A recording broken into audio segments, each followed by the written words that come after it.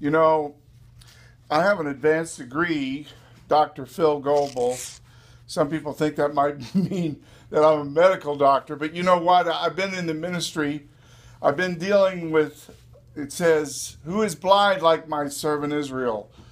I've been dealing with blind people and blind leaders for so long that it's almost like I'm a spiritual ophthalmologist. Here, let's talk about your spiritual sight. Do you see this? You know, what I'm really going to do in this message, if I can, is I'm going to talk to you about having your eyes checked. You know, Samson had a big problem with the flesh.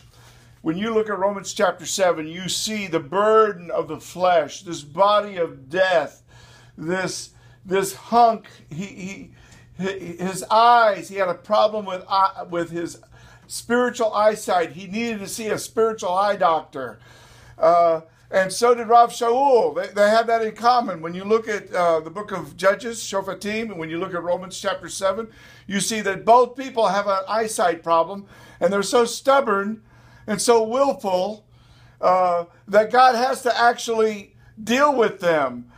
Spiritual blindness is given to Paul, Rav Shaul, on the Damascus Road until until someone prays for him and the veil is taken off of his eyes.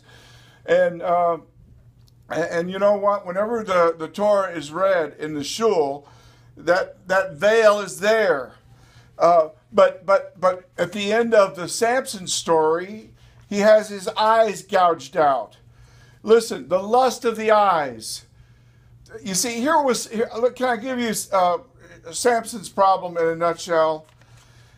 Not your will, but mine be done, O Lord.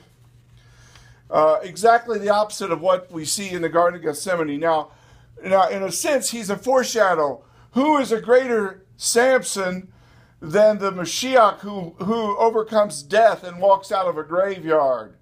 Who can do that? What kind of strong man would it take to do that? And that's exactly what he does. But Samson, he's got a real problem with his flesh. In my flesh is no good thing. You know, can you imagine? Here's this guy dragging his pious father around who had a visitation from an angel declaring his Nazarite miraculous life that his son is going to have, and even before he's born. But what does the guy do? Even though he's one of the judges of Israel, even though he's going to deliver them from the Philistines, what does he do? He takes his pious father and drags him around from one harlot to another. First you got the woman in Timnah, then you got the harlot